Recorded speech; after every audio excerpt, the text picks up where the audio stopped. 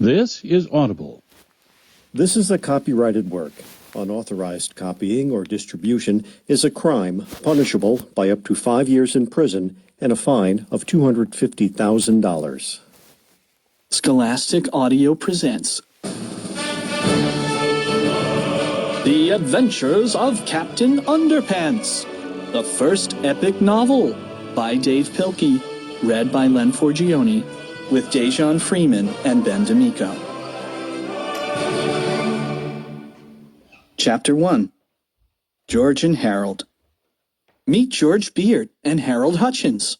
George is the kid on the left with the tie and the flat top. We rule! Harold is the one on the right with the t-shirt and the bad haircut. Remember that now. Me too. Hey, George, this book is about us. Harold, can you stop interrupting the narrator? I'm trying to listen. Sorry. George and Harold were best friends. They had a lot in common. They lived right next door to each other, and they were both in the same fourth grade class at Jerome Horowitz Elementary School. George and Harold were usually responsible kids. Whenever anything bad happened, George and Harold were usually responsible. Hey, Harold, look at that flower shop sign. It says pick your own roses. Are you thinking what I'm thinking? I think I'm thinking what you're thinking. Let's switch the letters around so it says pick our noses. Awesome! We really do rule. I told ya. But don't get the wrong idea about these two. George and Harold were actually very nice boys. No matter what everybody else thought, they were good, sweet, and lovable. Well, okay, maybe they weren't so sweet and lovable, but they were good nonetheless. It's just that George and Harold each had a silly streak a mile long. Usually that silly streak was hard to control. Sometimes it got them into trouble, and once it got them into big, big trouble. But before I can tell you that story, I have to tell you this story. Chapter 2. Treehouse Comics, Inc. After a hard day of cracking jokes, pulling pranks, and causing mayhem at school, George and Harold liked to rush to the old treehouse in George's backyard.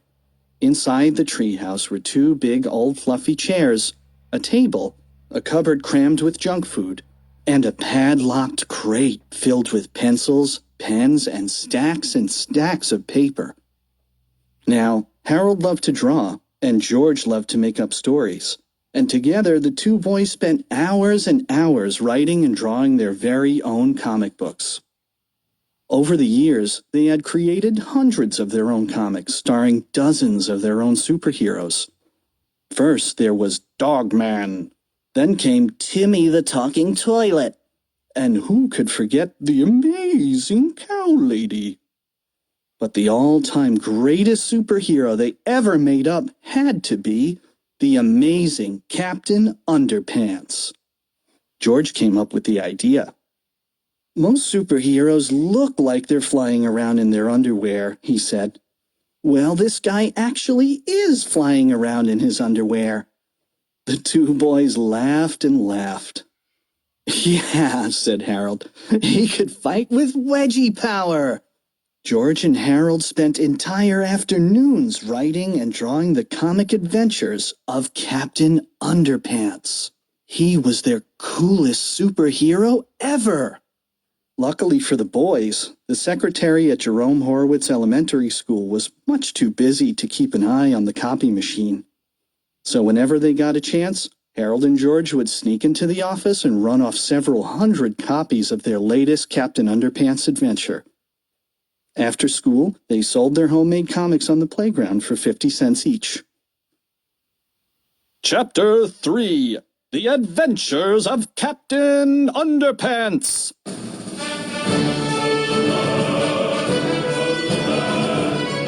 The Really Cool Adventures of Captain Underpants. Written by George Beard. Drawn by Harold Hutchins. It was a time of darkness and despair for planet Earth. Bad guys had taken over the streets. Stop thief! And all of the superheroes in the world were too old to fight evil. Then along came a new, improved, extra-strength superhero. Tra-la-la! Look! Up in the sky!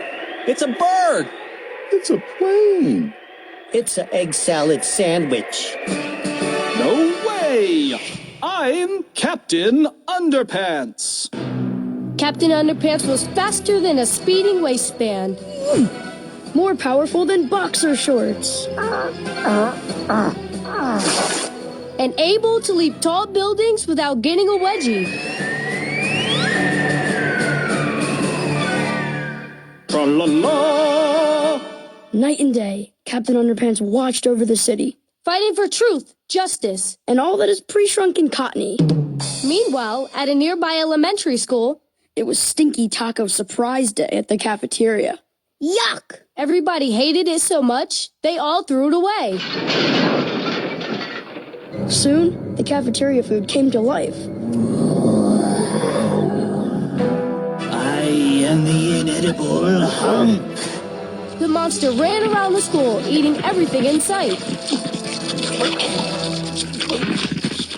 Help! Mr. Principal! The inedible hunk just ate up 15 folding chairs and the gym teacher! Oh no! Not folding chairs! This looks like a job for... Tra-la-la! Captain Underpants! Captain Underpants shot lots of underwear at the monster. But it didn't do any good. The monster is eating the underpants! So Captain Underpants took off running.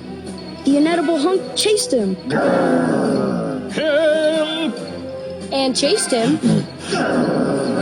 And chased him.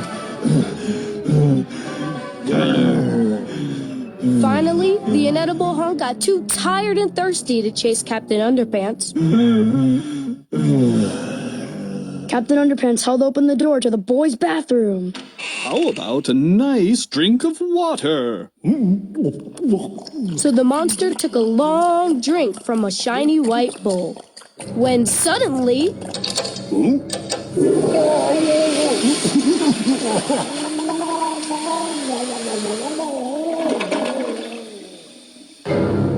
Hooray for Captain Underpants!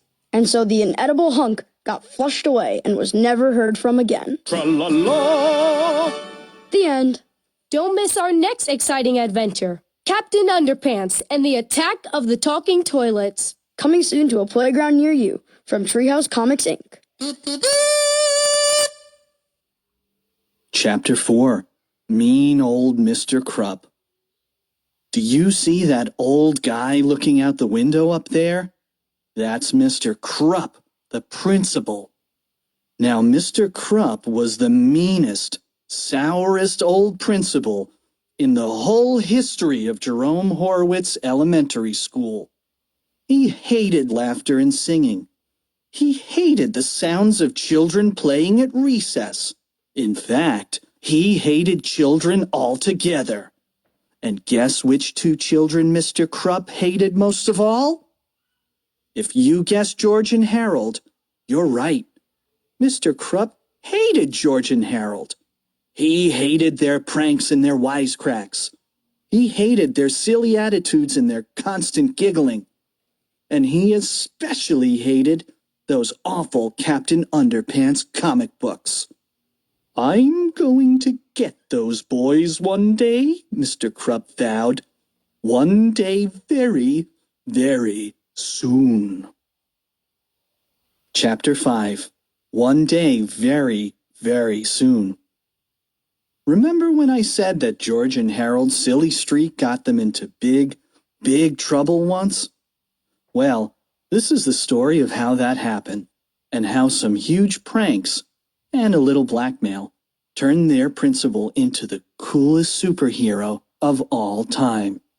It was the day of the big football game between the Horwitz Knuckleheads and the Steubenville Stinkbugs.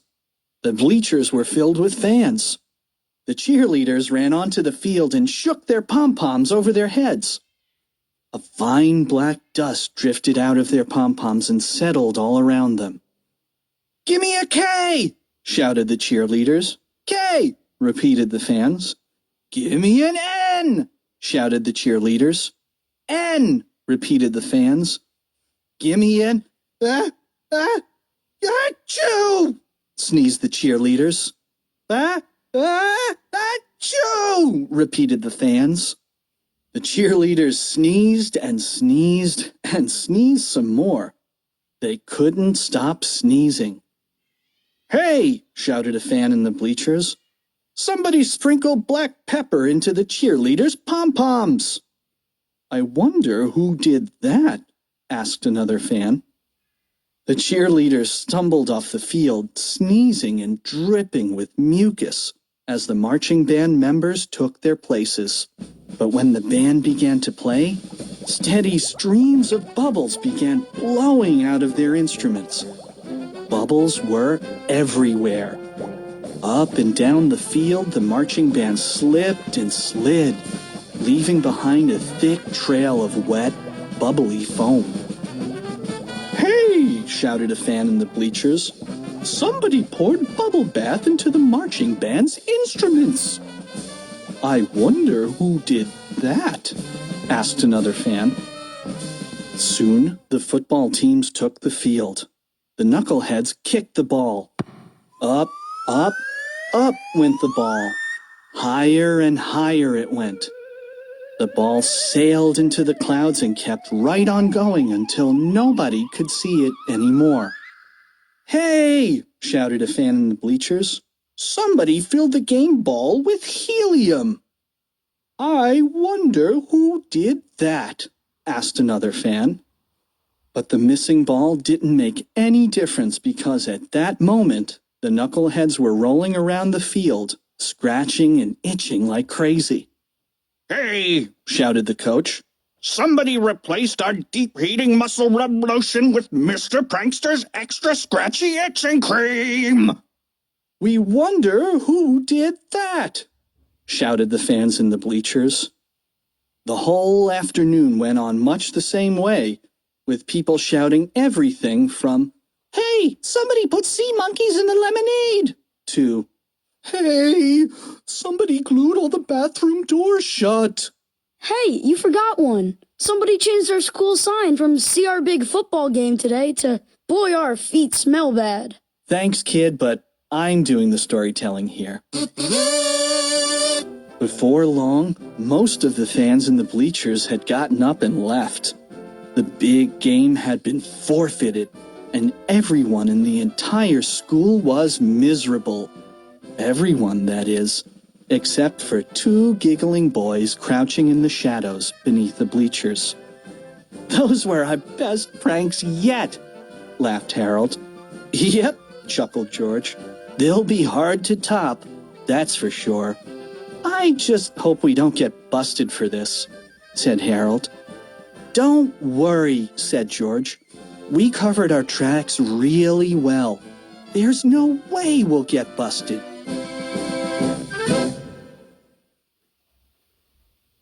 Chapter 6.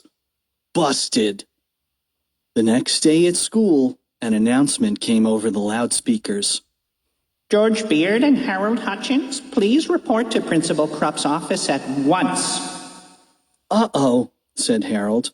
I don't like the sound of that. Don't worry, said George. They can't prove anything. George and Harold entered Principal Krupp's office and sat down on the chairs in front of his desk. The two boys had been in this office together countless times before, but this time was different. Mr. Krupp was smiling. As long as George and Harold had known Mr. Krupp, they had never, ever seen him smile. Mr. Krupp knew something. I didn't see you boys at the big game yesterday, said Mr. Krupp. No, said George. We weren't feeling well. Yeah, Harold stammered nervously. We went home. Aw, that's too bad, said Principal Krupp. You boys missed a good game. George and Harold quickly glanced at each other, gulped, and tried hard not to look guilty. Lucky for you, I have a videotape of the whole thing, Mr. Krupp said. He turned on the television in the corner and pressed the play button on the VCR. A black and white image appeared on the TV screen. It was an overhead shot of George and Harold sprinkling pepper into the cheerleaders' pom-poms. Next came a shot of George and Harold pouring liquid bubble bath into the marching band's instruments. "How do you like the pre-game show?" asked Mr. Krupp with a devilish grin. George eyed the television screen in terror. He couldn't answer. Harold's eyes were glued to the floor. He couldn't look. The tape went on and on, revealing all of George and Harold's behind-the-scenes antics. By now, both boys were eyeing the floor, squirming nervously and dripping with sweat. Mr. Krupp turned off the TV. "You know," he said, "ever since you boys came to this school, it's been one prank after another. First, you put dissected frogs in the Jell-O salad at the parent-teacher banquet. Then you made it snow in the cafeteria. Then you rigged all the intercoms so they played Weird Al Yankovic songs full blast for 6 hours straight. For 4 long years you two have been running amok in this school, and I've never been able to prove anything. Until now." Mr. Krupp held the videotape in his hand. "I took the liberty of installing tiny video surveillance cameras all around the school. I knew I'd catch you two in the act one day. I just didn't know it would be so easy."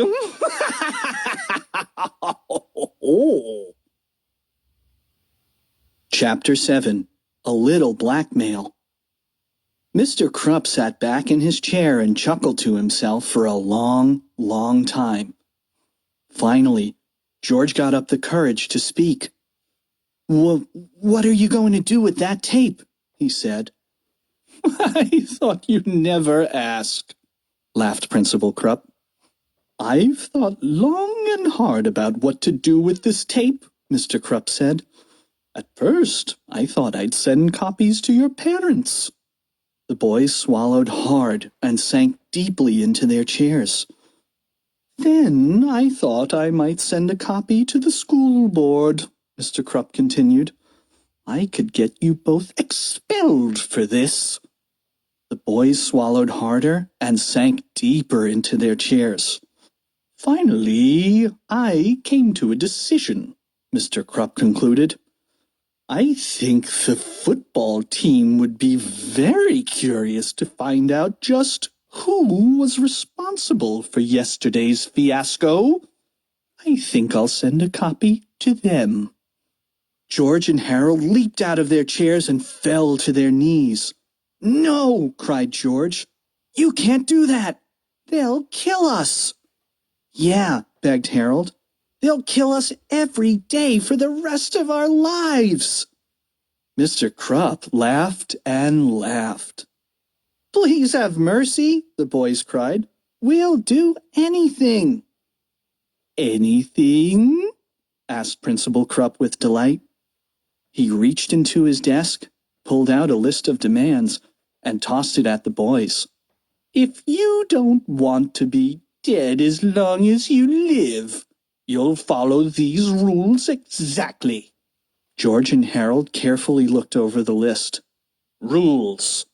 Number 1, no more practical jokes or pranks. Number 2, no laughing or smiling. Number 3, no more talking in class. Number 4, no more making Captain Underpants comic books. Number 5, wash my car every morning. Number 6, mow my lawn every morning." This is blackmail," said George. "Call it what you like," Principal Krupp snapped. "But But if you two don't follow that list exactly, then this tape becomes the property of the Horwitz knuckleheads. Chapter 8, Crime and Punishment. At 6 o'clock the next morning, George and Harold dragged themselves out of bed, walked over to Mr. Krupp's house, and began washing his car. Then, while Harold scrubbed the tires, George roamed around the yard pulling up all the weeds and crabgrass he could find. Afterward, they cleaned the gutters and washed all the windows on Mr. Krupp's house. At school, George and Harold sat up straight, listened carefully, and spoke only when spoken to. They didn't tell jokes. They didn't pull pranks. They didn't even smile. Their teacher kept pinching herself. "I just know this is a dream," she said. At lunch, the two boys vacuumed Mr. Krupp's office, shined his shoes, and polished his desktop. At recess, they clipped his fingernails and ironed his tie. Each spare moment in the boys' daily schedule was spent catering to Mr. Krupp's every whim. After school, George and Harold mowed Mr. Krupp's lawn, tended his garden, and began painting the front of his house. At sunset, Mr. Krupp came outside and handed each boy a stack of books. "Gentlemen," he said, "I've asked your teachers to give you both extra homework. Now go home, study hard, and I'll see you back here at 6 o'clock tomorrow morning.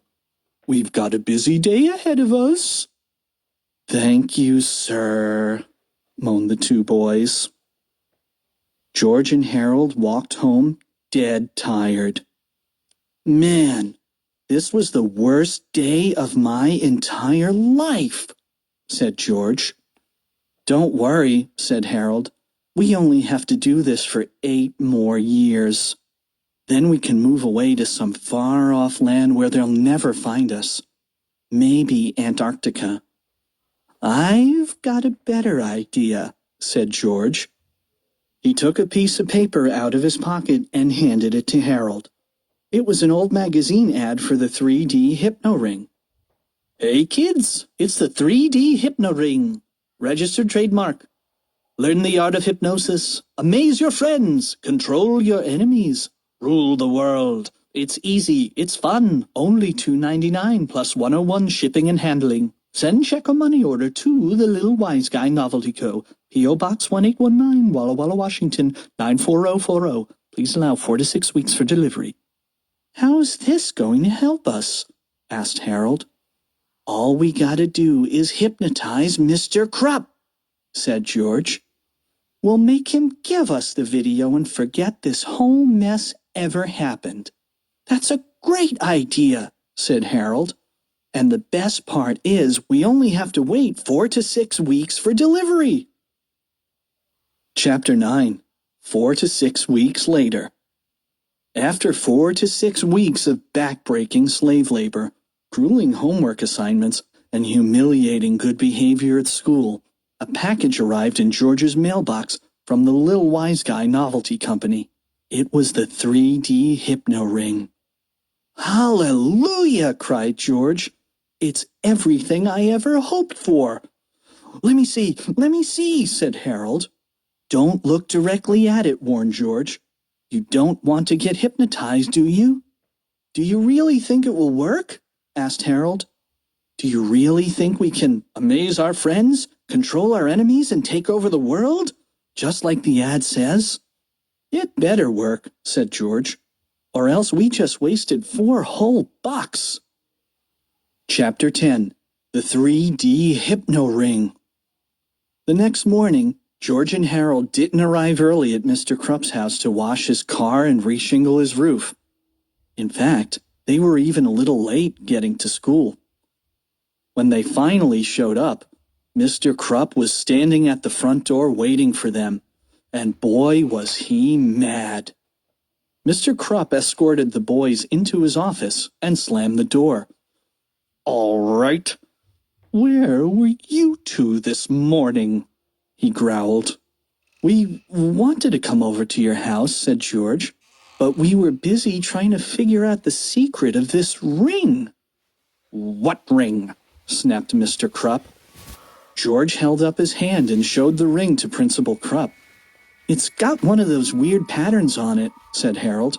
If you stare at it long enough, a picture appears. Well, hold it still, snarled Mr. Krupp. I can't see the darn thing. I have to move it back and forth, said George, or else it won't work.